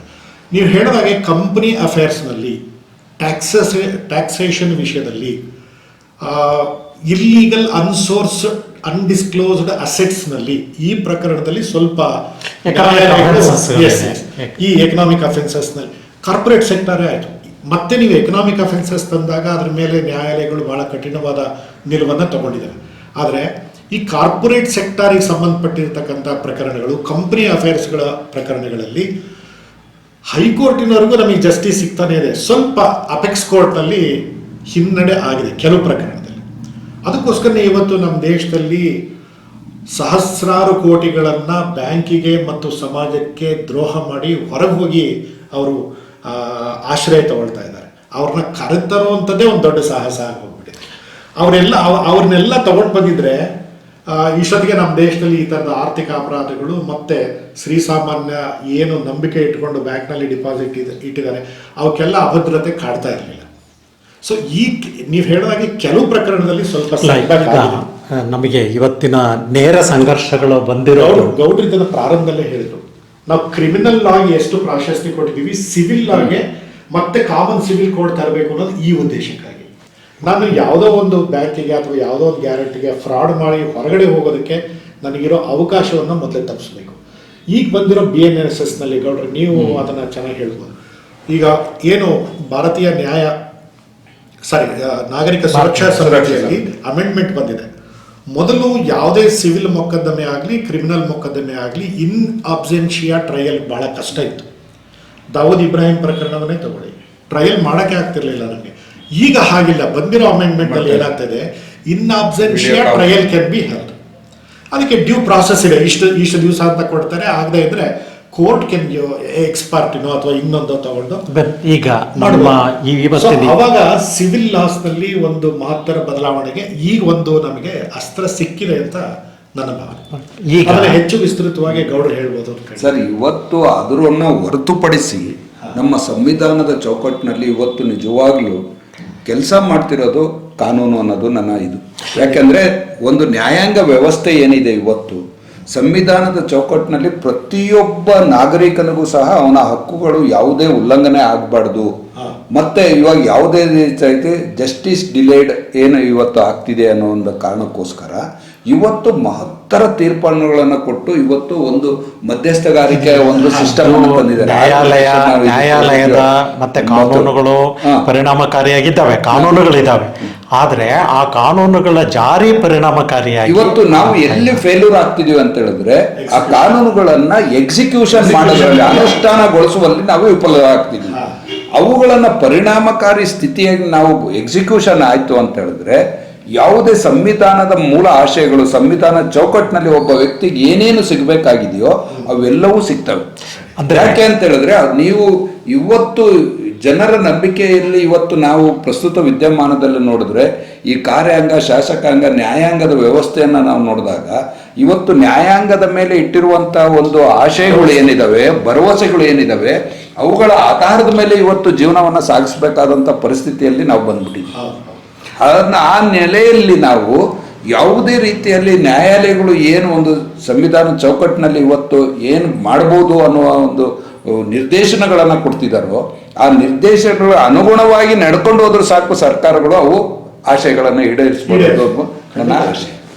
ಪ್ರಿಯ ವೀಕ್ಷಕರೇ, ಇವತ್ತಿನ ನಮ್ಮ ಈ ಚರ್ಚೆಯಲ್ಲಿ ಬಂದಿರುವಂಥ ಇಬ್ಬರು ವಿದ್ವಾಂಸರ ಮಾತುಗಳನ್ನು ತಾವು ಕೇಳಿದರೆ ಬಹಳ ಮುಖ್ಯವಾಗಿ ಈ ಸಂವಿಧಾನದ ಮೂಲ ಆಶಯವನ್ನು ಏನು ಬೇಸಿಕ್ ಫ್ರೇಮ್ವರ್ಕ್ ಆಫ್ ಕಾನ್ಸ್ಟಿಟ್ಯೂಷನ್ ಅಂತ ಏನಿದೆ ಅದನ್ನು ಬದಲಾವಣೆ ಮಾಡುವಂಥದ್ದು ಕಷ್ಟ. ಹಾಗಾಗಿ ಆ ಬದಲಾವಣೆಗೆ ಮುಂದಾಗೋದು ಕೂಡ ಕಷ್ಟ. ಈ ಒಂದು ಹಿನ್ನೆಲೆಯಲ್ಲಿ ಈಗ ಏನು ಬದಲಾವಣೆ ಮಾಡ್ತೀವಿ ಅನ್ನೋದ್ರ ಬಗ್ಗೆ ಕೂಗೇನಿದ್ದಿದೆ ಅದೊಂದು ರಾಜಕೀಯ ಕಾರಣಕ್ಕೋಸ್ಕರವಾಗಿ ಎದ್ದಿರುವಂಥದ್ದೇ ಹೊರತು ನಿಜವಾಗೂ ಅದನ್ನು ಎಕ್ಸಿಕ್ಯೂಷನ್ ಮಾಡೋದಕ್ಕೆ ಕಷ್ಟ. ಕೆಲವೊಂದು ವಿಷಯಗಳಲ್ಲಿ ಬದಲಾವಣೆ ಬೇಕೇ ಬೇಕು. ಈಗ ಎದ್ದಿರೋದು ಎರಡು ಮುಖ್ಯ ವಿಷಯಗಳು. ಯಾವ ವಿಷಯಗಳು ಅಂತ ಹೇಳಿದರೆ ಈ ಸೆಕ್ಯುಲರ್ ಮತ್ತು ಸೋಷಿಯಲಿಸ್ಟಿಕ್ ಅನ್ನುವಂಥದ್ದು. ಈ ಎರಡು ವಿಷಯಗಳಿಗೆ ಸಂಬಂಧಪಟ್ಟ ಹಾಗೆ ಇವುಗಳು 1976ಕ್ಕಿಂತ ಮುಂಚೆ ಇರಲಿಲ್ಲ. ಅಂಬೇಡ್ಕರ್ ಅದನ್ನು ಮಾಡಿರಲಿಲ್ಲ. ಅದನ್ನು ಕಾಂಗ್ರೆಸ್ ಸರ್ಕಾರ ತಂತು ಅನ್ನುವಂಥ ಈ ನೆಲೆಗಳಲ್ಲಿ ಚರ್ಚೆ ಆಗ್ತಾ ಇದೆಯಲ್ಲ, ಇದು ಸೃಷ್ಟಿಸುವ ಆತಂಕಗಳಿಗೆ ನಾವು ಹೆಚ್ಚು ಒತ್ತು ಕೊಡೋದು ಅಗತ್ಯ ಇಲ್ಲ, ಅದು ಆಗೋದಿಲ್ಲ ಅನ್ನುವಂಥದ್ದು.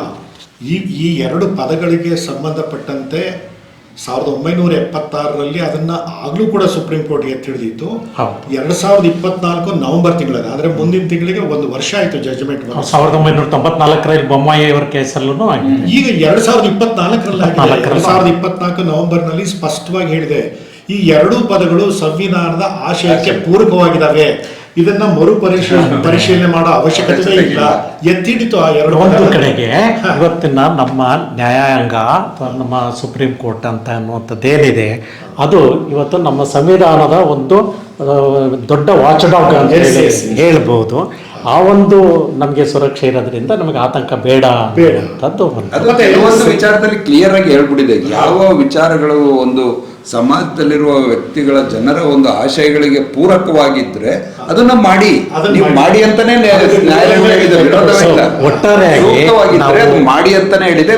ನಾನು ಈಗಾಗಲೇ ಹೇಳಿದಂತೆ ಮೋರ್ ಅಮೆಂಡ್ಮೆಂಟ್ಸ್, ಮೋರ್ ಏನೋ ಯಾವುದೇ ರೀತಿಯ ಕ್ಲಾರಿಟಿ ಅನ್ನೋದಕ್ಕೆ ಅದು ಬಂದೇ ಬರುತ್ತೆ. ಯಾಕಂದ್ರೆ ಇವತ್ತಿನ ಬದಲಾವಣೆ ಆದಂಥ ಸಮಾಜಕ್ಕೆ ಅನುಗುಣವಾಗಿ ನಮಗೆ ತಿದ್ದುಪಡಿಗಳು ಬೇಕೇ ಬೇಕು. ಬೇಕಾದಾಗ ತಿದ್ದುಪಡಿ ಮಾಡಿದಾಗ ಮಾತ್ರ ನ್ಯಾಯವನ್ನು ಒದಗಿಸೋದಕ್ಕೆ ಸಾಧ್ಯ ಅನ್ನೋದು ನನ್ನ ವೈಯಕ್ತಿಕ ಅಭಿಪ್ರಾಯ. ಅದ್ರ ಜೊತೆಗೆ ಸರ್ ತಾವೊಂದು ಮೂಲಭೂತ ಪ್ರಶ್ನೆ ಎತ್ತಿದ್ರಿ, ಏನಂದ್ರೆ ಈ ತರ ಸಂವಿಧಾನ ಬದಲಾವಣೆ ಮಾಡಬೇಕು, ಆಮೂಲಾಗ್ರವಾಗಿ ಅಂದ್ರೆ ಕಾಂಪ್ರಹೆನ್ಸಿವ್ ಆಗಿ ಚೇಂಜ್ ಮಾಡಬೇಕು ಅಂತ ಕೆಲವರು ಹೊರಟಿದ್ದಾರೆ ಅಂದ್ರೆ ಅವ್ರು ಆಟ ಆಡೋದಕ್ಕೆ ಬಿಟ್ಬಿಡೋಣ ಸರ್. ಅವ್ರನ್ನ ತಡೆಯೋಕ್ಕೆ ನಮಗೆ ರಾಜಕೀಯ ಶಕ್ತಿ ಇಲ್ಲದೆ ಇರ್ಬೋದು, ಅವ್ರು ಆಟ ಆಡ್ತಾರೆ. ಇವ್ರು ಏನೇ ಬದಲಾವಣೆ ತಂದರೂ ಕೂಡ ಇವರ ಎಲ್ಲ ಬದಲಾವಣೆಗಳು ಕೂಡ ಜುಡಿಷಿಯಲ್ ರಿವ್ಯೂಗೆ ಈಗಾಗಲೇ ಆ ಥರದ್ದು ಕೆಲವು ಘಟನೆಗಳು ಆದ್ರೂ ಪಾಠ ಕಲ್ತ್ಕೊಳ್ತಾ ಇಲ್ಲ. ರಾಜಕೀಯ ಪಕ್ಷಗಳಲ್ಲಿರೋ ಒಂದು ಬಹಳ ದೊಡ್ಡ ದೋಷ ಏನಂದ್ರೆ ಇತಿಹಾಸದಿಂದ ಪಾಠ ಕಲಿತಾ ಇಲ್ಲ. ಇತಿಹಾಸದಿಂದ ಪಾಠ ಕಲಿಬೇಕು. ಅದು ಇವರ ಪ್ರಯತ್ನ ಮತ್ತೆ ನಿರರ್ಥಕವಾಗೇ ಆಗುತ್ತೆ. ಸಂವಿಧಾನದ ಮೂಲ ಆಶಯಗಳೇನಿದಾವೆ ಅದನ್ನ ಇತಿಹಾಸದಿಂದ ಪಾಠ ಕಲೀಲಿಲ್ಲ ಅಂದ್ರೆ ಇತಿಹಾಸ ಪಾಠ ಕಲಿಸುತ್ತೆ ಅವರಿಗೆ. Sir, okay.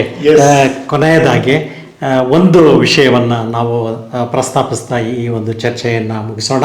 ಅದು ಏನು ಅಂತ ಹೇಳಿದರೆ, ಸಂವಿಧಾನದಲ್ಲಿ ಈಗಾಗಲೇ ಇರುವಂತಹ ಆಶಯಗಳಿದಾವಲ್ಲ, ಇದೆಲ್ಲವೂ ಕೂಡ ನಮ್ಮ ಒಂದು ಸರ್ವಾಂಗೀಣ ಅಭಿವೃದ್ಧಿಗೆ, ಸರ್ವೋದಯದ ನೆಲೆಗಟ್ಟಿನಲ್ಲಿ ಏನು ನಮಗೆ ಸಮಾನತೆ, ಸ್ವಾತಂತ್ರ್ಯ, ಭಾತೃತ್ವ, ನ್ಯಾಯ ಇವೆಲ್ಲ ಇದಾವಲ್ವ, ಇವುಗಳನ್ನು ಜಾರಿಗೊಳಿಸುವಂಥವುಗಳು ಇದ್ದಾವೆ. ಈ ಚೌಕಟ್ಟನ್ನು ಬದಲಾಯಿಸಲಿಕ್ಕೆ ಸಾಧ್ಯ ಇಲ್ಲ. ಆ ಒಂದು ಹಿನ್ನೆಲೆಯಲ್ಲಿ ನಮಗೆ ಆತಂಕಗಳು ಬೇಡ. ಆದರೆ ಆಗಬೇಕಾಗಿರೋದು ಏನು ಅಂತ ಹೇಳಿದರೆ, ಸಂವಿಧಾನದ ಮತ್ತು ಕಾನೂನುಗಳನ್ನು ಅವುಗಳ ಯಾವ ಉದ್ದೇಶ ಆಶಯಗಳಿಂದ ಜಾರಿಗೊಳಿಸಬೇಕಾಗಿದೆಯೋ ಆ ಜಾರಿಗೊಳಿಸುವಲ್ಲಿ ಹೆಚ್ಚಿನ ದಕ್ಷತೆಯನ್ನು ತರಬೇಕು. ಈ ಏನು ನಮಗೆ ಹಲ್ಲುಗಳಿದ್ದು ಕಚ್ಚುವ ಶಕ್ತಿ ಇಲ್ಲ ಅಂತ ಏನು ಹೇಳ್ತೀವಲ್ಲ, ಈ ಆಳುವ ಸರ್ಕಾರಗಳು ಕಚ್ಚುವ ಒಂದು ಶಕ್ತಿಯನ್ನು ಗಳಿಸ್ಕೊಳ್ಬೇಕು ಅನ್ನುವಂಥ ಒಂದು ಭಾವನೆಯನ್ನು ಎಲ್ಲರಿಗೂ ಮೂಡಿಸ್ಬೇಕು ಅನ್ನುವಂಥದ್ದನ್ನು ಆಶಯವನ್ನು ಇಟ್ಕೊಂಡು ನಾವು ಇವತ್ತಿನ ಚರ್ಚೆಯನ್ನು ಮುಗಿಸ್ಕೋಣ. ತಾವು ಈ ಸಂದರ್ಭದಲ್ಲಿ ಬಂದು ಈ ಒಂದು ಚರ್ಚೆಯನ್ನು ನಡೆಸ್ಕೊಟ್ಟಿದ್ದಕ್ಕೆ ನಮ್ಮ ಬಿಸಿ ಸುದ್ದಿ ವಾಹಿನಿಯ ಪರವಾಗಿ ತಮ್ಮಿಬ್ಬರಿಗೂ ಧನ್ಯವಾದಗಳನ್ನು ಅರ್ಪಿಸ್ತೇನೆ. ಧನ್ಯವಾದಗಳು ಸರ್.